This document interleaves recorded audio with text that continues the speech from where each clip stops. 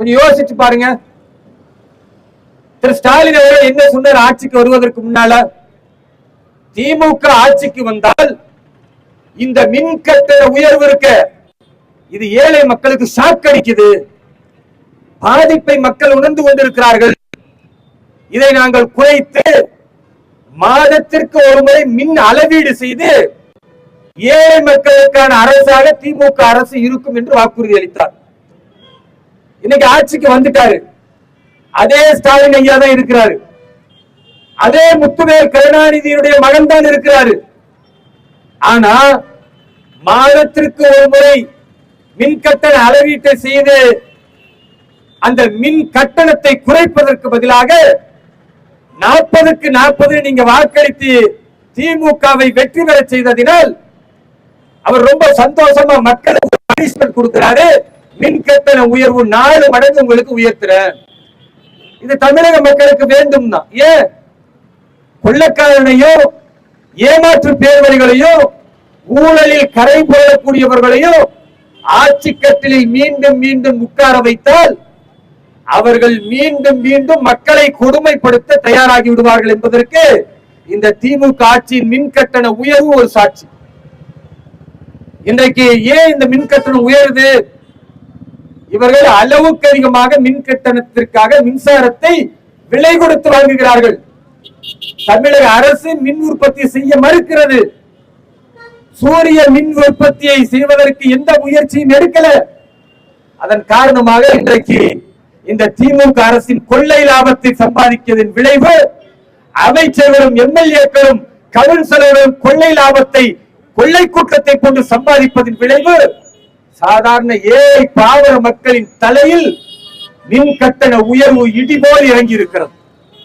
மாசத்துக்கு ஒரு வாட்டி மின் அளவீடு எடுப்பேன் என்று ஒரு பக்கம் சொல்லுவது, ஆட்சிக்கு வந்தால் மின் கட்டணத்தை உயர்த்துவது, இதுதான் திமுக ஆட்சியினுடைய மானங்கெட்ட சாதனை என்பதை பதிவு செய்கிறோம். இரண்டாவது துக்கமான நிகழ்ச்சி என்ன?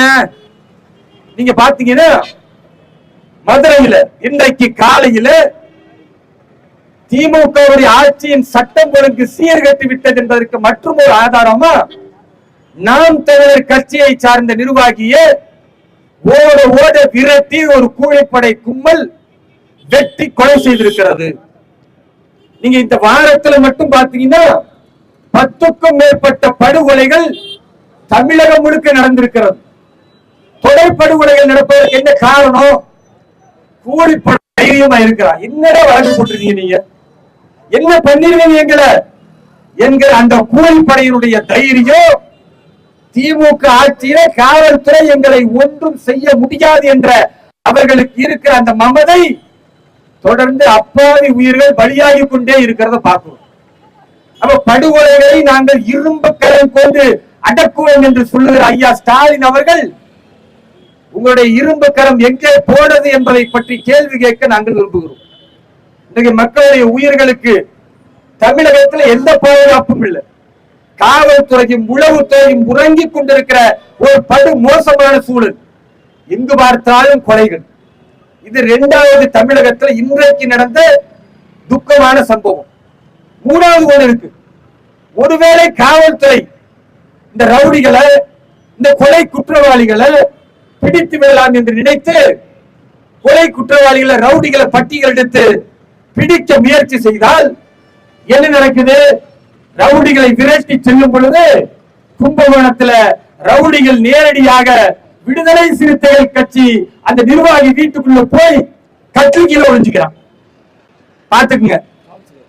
திமுக ஆட்சியில ஐயா ஸ்டாலின் சட்டம் ஒழுங்கு சீர்குலைந்திருக்கிறது என்பதை சொன்னாலும், அவர் கொண்டு கொள்ளாமல் இருந்தாலும், காவல்துறைக்கு கொஞ்சமாவது உணர்வு இந்த ரவுடிகளை ஒடுக்கி விடலாம் என்று நினைத்தால், ரவுடிகளை விரட்டி பிடிக்கலாம் நினைத்தால், அவன் ஓடி போய் விடுதலை சிறுத்தை கட்சி நிர்வாகி வீட்டுக்குள்ள பூந்துக்கிறான்னா காவல்துறை பிடிச்சு என்ன பண்ணும்?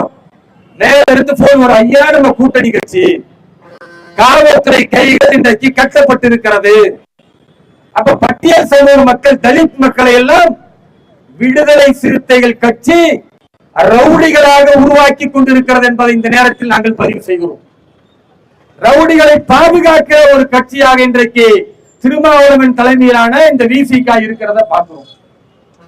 ஆனா இவர்கள் தான் சொல்கிறார்கள் தமிழகத்தில் மிகச் சிறப்பாக ஐயா ஸ்டாலின் ஆட்சி அமைத்துக் கொண்டிருக்கிறார். ஆமா, ரவுடிகளை பாதுகாப்பதுதான் ஒரு ஆட்சி என்றால் அப்படி விடுதலை சிறுத்தைகள் கட்சியும் திருமாவளவனும் ஏன் வரவேற்க மாட்டார்?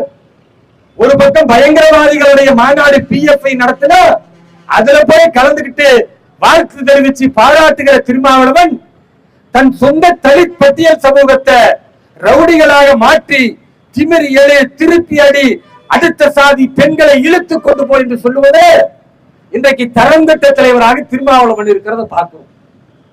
இது ஒரு பக்கம் நடக்கிற ஒரு கொடுமை. இந்த 3 கொடுமையும் இன்றைக்கு காலையில் நடந்ததை நம்ம பார்க்கிறோம்.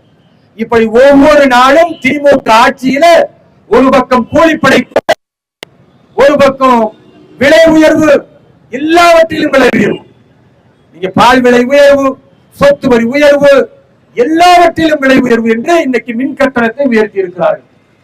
இன்னொரு பக்கம் ரவுடிகள் இந்த திமுக கூட்டணி கட்சிகளில் உள்ளவர்கள் பாதுகாப்பாக இருப்பதை பார்க்கும். இதை ஒழிக்கணுமா வேண்டாமா? இதை எதிர்த்து குரல் கொடுக்கணுமா வேண்டாமா? எந்த கட்சிகளாவதுக்கு திராணி இருக்கா? இங்க இருக்கிற தமிழகத்தில் உள்ள எந்த கட்சியாவது திமுகவுடைய சட்டம் ஒழுங்கு சீர்கேட்டை எதிர்த்து, திமுக கூட்டணிகளுடைய அராஜகத்தை எதிர்த்து, இவர்கள் அடிக்கிற கொள்ளை லாபத்தை எதிர்த்து, திமுக ஆட்சியிலேயே குடியாத்தத்துல கஞ்சா புழக்கம், போதை புழக்கம் அதிகமாகி கொண்டிருக்கிறது, அப்பாவி இளைஞர்கள் பாதிக்கப்பட்டுக் கொண்டிருக்கிறார்கள், இதை எதிர்த்து வேற எந்த கட்சியாவது பேசி இருக்கிறாங்களா? பாரதிய ஜனதா கட்சி களத்தில் இருக்கிறது. வழக்குகளை வாங்கினாலும், காவல்துறையுடைய அச்சுறுத்தலை சந்தித்தாலும், காவல்துறையுடைய பொய் வழக்கை தொடர்ந்து நெஞ்சுறுதியோடு எதிர்கொண்டாலும் பாரதிய ஜனதா கட்சி மக்களுக்காக, இந்த தேசத்தின் நலனுக்காக நாங்கள் களத்தில் இருக்கிறோம். எனது அருமை சொந்தங்களே, இந்த கண்டன ஆர்ப்பாட்டம் என்பது ஏதோ பாரதிய ஜனதா கட்சி நடத்துகிறது என்று பார்க்க வேண்டாம். இது குடியாத்தம் நகரத்தில் உள்ள ஒவ்வொரு மக்களின் உணர்வுகளுக்காக, ஒவ்வொரு மக்களின் பாதிப்புகளுக்காக, ஒவ்வொரு தாய்மார்களின் குரலாக, ஒவ்வொரு படிக்கும் பள்ளி மாணவர்களுடைய அந்த பாதிப்புகளுக்காகத்தான் பாரதிய ஜனதா கட்சி இந்த கண்டன ஆர்ப்பாட்டத்தை நாங்கள் நடத்தி கொண்டிருக்கிறோம்.